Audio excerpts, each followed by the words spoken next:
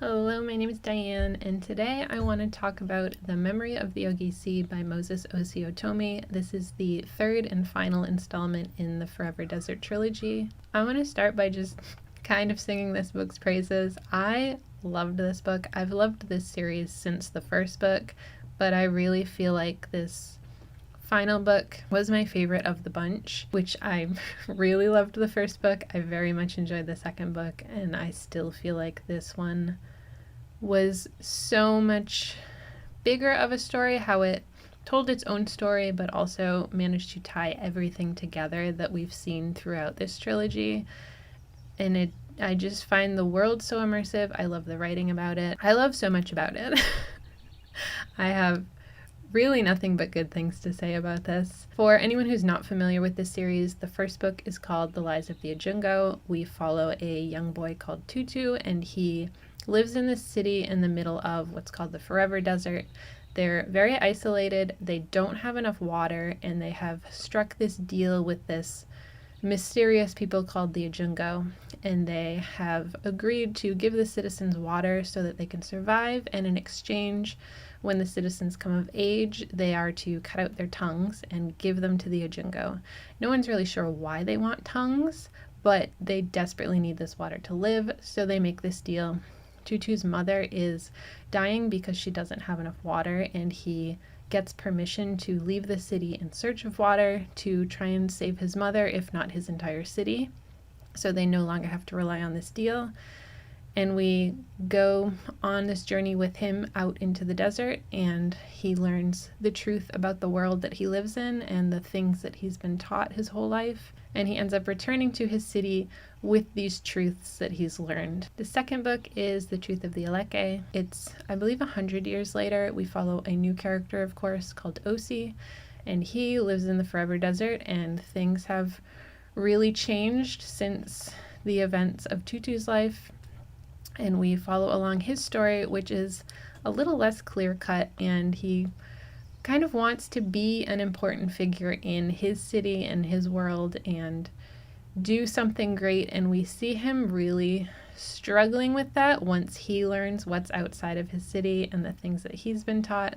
He's a bit of a fool. He doesn't really learn his lessons. He doesn't have a lot of forethought in his actions. He's just kind of going moment to moment, and he tends to learn lessons a little too late. However, his part in this place's history is very important, and we go along with his journey of what ultimately ends up happening to him as he's between these two sides of this conflict he's found himself now in the middle of. And in this third book, The Memory of the Ogisi, we are now 500 years after the events of Osi's story, and we're following, of course, new characters. In this, we followed two characters, one for the first half of the book and then another for the second half of the book. And here we have the city is now called the City of 1,000 Stories. It's very prosperous. They have plenty of water and food.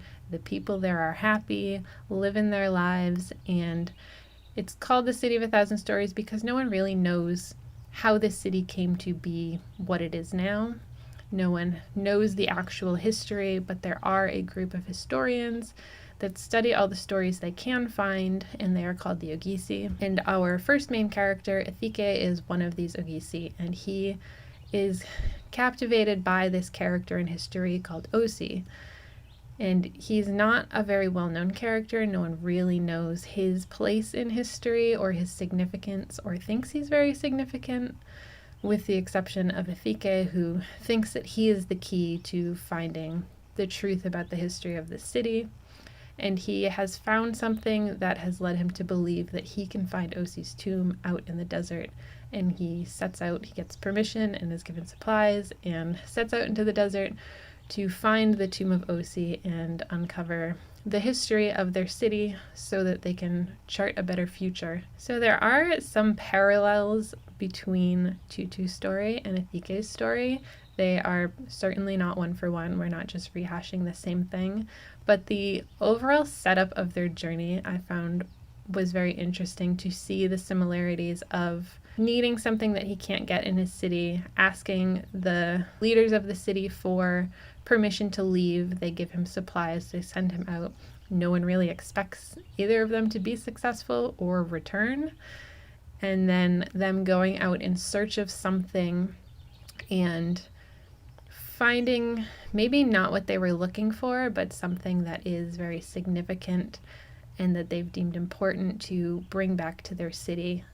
And their overall journey, Athike, of course, is much older than Tutu was. He's a very different personality because he knows so much more and he's just lived a different experience. He's a very matter-of-fact and thoughtful person, which plays into his historian role. But he's also a very trusting and hopeful character without being so foolish in his trust that we saw in Ose. So there's a lot of connections that I was picking up on anyway that tied this character in with the other characters beyond the fact that they live in the same desert, just at different points in history. For the second half of the story, we follow a character called Agba, and he is a young boy, and he encounters Athike at some point. I don't really want to say much about how they met, just because I don't really want to spoil the final book in this series for anyone if you're interested in picking this up for the first time. But Athike encounters Agba at some point on his journey, and their lives become very deeply intertwined. Even though we spend a lot of time with them separately, their overall stories are very closely tied together. Agba comes from a very different place. However, he also very much values learning about the world and everything around him. He's been encouraged his whole life to learn everything that he can, that it's going to be important not just for his future, but for his people's future as well. And he ends up going out into the desert to this other city on the other side of things and learning about those people and their ties to his people. And he finds that there's a lot of murkiness between who are the villains here and who are the innocents, and where exactly can he draw that line of these people that he believes he should hate, but he's gotten to know them in a way that he can't hate all of them, but he also can't shut himself off from that feeling. And he's sort of torn in a conflict between doing what he believes to be right and doing what might be irreversibly wrong. And I keep tying things back to the other books, but this felt reminiscent of Ose, where he was kind of torn between the two sides of everything, except it's a very different struggle in Agba, where they are very different people and very different characters.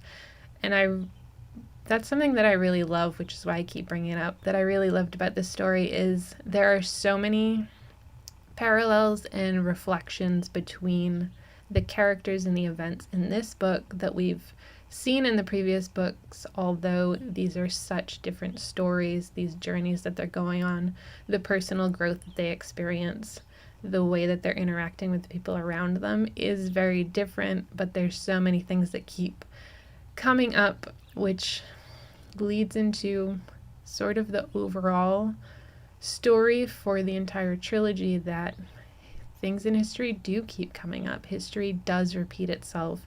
Even if we keep doing things differently, ultimately we're going through the same cycles and the same general stories. We're just always at a different point in this ongoing story of history. And we really see that.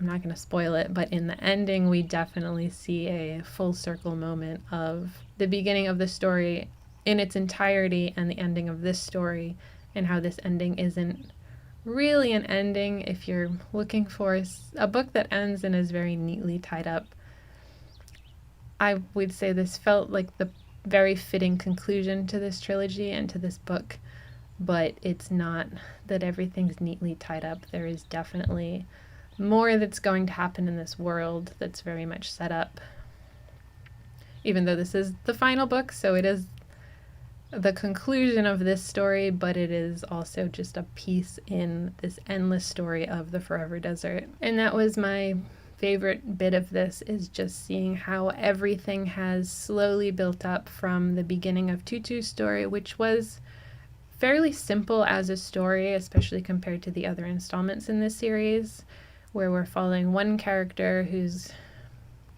we don't have the history behind his city. We just know where the city is now, in the state that the city is in this moment. And then here we now know the whole history for hundreds of years because we've witnessed it. We also know how that history was taught to the descendants and what was changed from what we saw happen to what we know our new main characters have been told happened.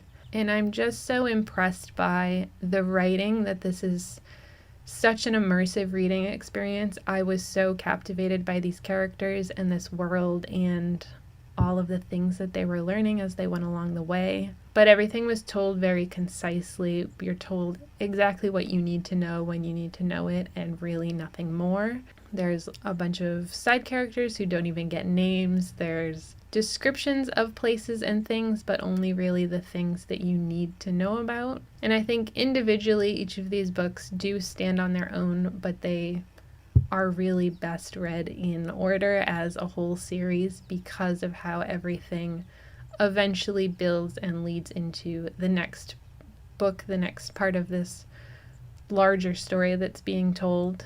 And I had a great time reading all of these. I really don't have any complaints about them. I loved this experience of reading the whole series. I loved this book in particular because there were so many pieces to this story where we have the two characters and they both have their own journeys, how linked together they are, how interconnected everything throughout this series has become. And I had a great overall reading experience. Highly recommend this. If you've read this, let me know what you thought about it.